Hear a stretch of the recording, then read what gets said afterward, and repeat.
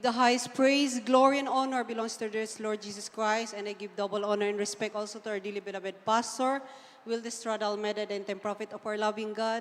And we will always remember and cherish the blessed teachings of our beloved assistant pastor, beloved Mama Dear.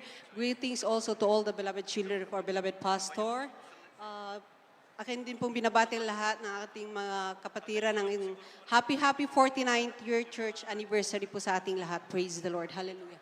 Ako'y nagpupurit ng papasalamat sa ating pinakamamahal na Panginoon sa isang gintong pagkakataon na ito na muli aking maipahayag ang kabutihan ng mahal na Panginoon sa aking buhay, sa ng aking mga mahal sa buhay. Mula nang siya'y aming nakilala bilang aming Diyos at tagapagligtas ng aming buhay. Hallelujah. Praise the Lord. Way back year, 1992, nung ako'y na-diagnose sa sakit na leukemia, nung time na yon, kami nakakilala na po sa banal na gawain na to. So, yung buong katawan ko po na to, talagang makikitaan mo ng talagang sintomas na talagang, kasi ang kulay ko po, kulay talong na yung dila ko as in, punong-puno po yan, puro bukol-bukol na po sa loob. Hindi po normal ang aking kulay. Pero gaano kabuti ang mahal na Panginoon. Dahil nung time na yon kami nakakilala na dito at agad-agad po na kami ni-refer sa dako ng Baguio dahil kailangan na po i-drain at drain ang aking dugo para masalina na po. Pero gaano kabuti ang mahal na Panginoon. Dahil that day, Wednesday po noon, hindi po namin sinunod ang inutos ng doktor sa dako ng Mountain Province, Bagos. Sa aming pagdako sa dako ng Baguio, kami dumiretso po sa banal na gawain, dumalo po kami ng midweek service. After po ng gawain, nagpa-counsel po ang aking beloved parents at doon po sinabihan po sila na sila mag-alay ng ayuno. So in short, nag-ala po sila ng 3 days absolute fasting. Gaano kabuti ang mahal na Panginoon through the prayer and fasting for the beloved pastor, 10 ng beloved children. Andyan po na talagang instant na pinagkaloob ng mahal na Panginoon ang kagalingan sa aking karamdaman na yan. Hallelujah, praise the Lord, thank you Lord Jesus.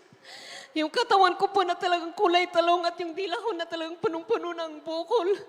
Instant po na talagang pinagaling ng ating pinakamamahal na Panginoon. Thank you Lord, thank you Lord Jesus. Gaano kabuti ang mahal na Panginoon na ating nakilala sa ministeryo ito. Thank you Lord, hallelujah. At hindi po dyan nagtatapos ang kabutihan ng mahal na Panginoon sa aming buhay, sa aking pagtatrabaho po sa dako ng Taiwan. Nung time po nandun ako, talagang hindi pa po stable yung gawain doon. Andun po na talagang, doon mo makikita na talagang panalangin ng ating mahal na pastor. Talagang inaabot tayo kahit saan. Hallelujah, praise the Lord. Dahil nung time po na yun, talagang hindi may kakaila na talagang hindi po ako nawawalan ng sipon. Mapa-winter, mapa-summer po yan. Andyan po na dumating na po sa point na talagang naisipan ko na pong nagpatingin sa doktor dahil talagang panay po ang aking pag-absent sa aking work. Sa aking papacheck up po, andyan na talagang pinasukan ako ng aparato sa aking ilong. Andyan na nakita yung isang butas po ng aking ilong. Talagang normal po yung butas niya. Yung isa po talagang as in ang liit-liit lang po ng butas. Andyan na talagang sinabihan na po ako na kailangan akong i-undergo ng surgery dahil talagang kailangan na po daw malawakan yung butas. Sa aking pagpapacheck up na yan, dyan talagang kinailangan nilang magreseta ng gamot. Pero muli ako umiyak sa ating mahal na Panginoon. Sabi ko, Lord, alam ko mahal na Panginoon, kung ang leukemia ko noon pinagaling mo. Alam ko mahal na Panginoon, ikaw ang kusang mag-oopera sa akin. Hallelujah. Ando na talaga hindi ako binigo ng mahal na Panginoon dahil ni isang tableta na yan. Wala po akong ininom dyan pagkus ako'y nagtiwala sa mahal na Panginoon. Hallelujah. Thank you, Lord. Thank you, Lord Jesus. Nandiyan na talaga nagtiwala ako sa mahal na Panginoon na muli ako'y kanyang pag-agalingin sa karamdaman na yan. At hindi ako binibigo ng ating mahal na Panginoon. Nandiyan na talagang sa pananalangin, paggayo ng ating mahal na pastor, andyan muli pinagkaloob niya ang kagalingan ko sa karamdaman na yan. The day before na na-schedule na aking operation, kinailangan po akong pasukan ng aparato sa aking ilong. Gaano kabuti ang mahal na Panginoon. Dahil doon po sinabihan ako ng doktor na hindi ka na kailangan i-undergo ng surgery dahil as in kung gaano kaliit yung butas na una natin nakita, halos pumantay na siya sa isang butas ng ilong mo. Sabi ng doktor, thank you Lord, thank you Lord Jesus. Talagang kailanman ang ating Diyos, hindi tayo kailanman binibigo. Basta tayo magtitiwala sa Kanya. Thank you, Lord. Thank you, Lord Jesus. Talaga napapasalamat ako sa mahal na Panginoon. Muli sa milagro na, ay, sa himala na kanyang ipinakita na yan. Hindi lang po nagtatapos ang talagang himala na pinakita ng ating mahal na Panginoon sa aming buhay.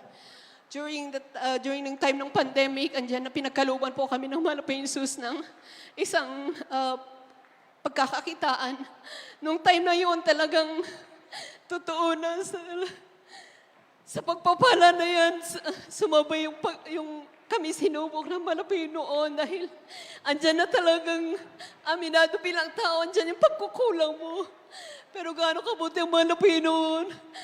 Kami umiyak sa Kanya, kami nagtiwala sa Kanya dahil alam niyo po nung time na yun, talagang kami nakusahan po na nagbibiyahe ng droga. Hallelujah! Na talagang sa amin, alam namin, wala kaming ginagawang ganun. Pero gaano kabuti ang mahal na Panginoon. Hallelujah. Dahil talaga kami nagtiwala sa mahal na Panginoon. Nandiyan ang aming pag-iyak sa Kanya. Lord, alam namin, Ikaw ang kusang lulutas sa problema ito. Kung ano man yung kanilang mga binibintag sa amin, alam ng Diyos. Talaga, dyan na talagang kami nagtiwala sa Kanya, kumapit. Iniyak namin sa ating mahal na Panginoon. Sa huli, talagang nalinis din po ang aming mga pangalan. Thank you, Lord. Thank you, Lord Jesus. Through the prayer and fasting for the beloved pastor, andyan. Pinagkaloob ang kalutasan at nilinis ang aming mga pangalan dahil hindi lang po ako ang naakusahan na yan. Bagkus lahat ng aking mga kapatid, sampu ng aming yung asawa ko din po, nadamay sila. Pero gaano kabuti ang mahal na Panginoon, lahat po ng aming mga dinanas, mga problema, mga karamdaman, lahat po yan talagang ipinagkaloob ng mahal na Panginoon, ang kagalingan ng aming mga karamdaman, kalutasan ng aming mga problema. Totoo talaga na ang pagbibigay susi ng pagpapala dahil kailanman hindi kami pinagkulang ng mahal na Panginoon Jesus. At ako hanggang dito na lang po, ang lahat ng kapurihan, pasasalamat, tawin sa ating pinakamamahal na Panginoon Jesus po lamang. Hallelujah.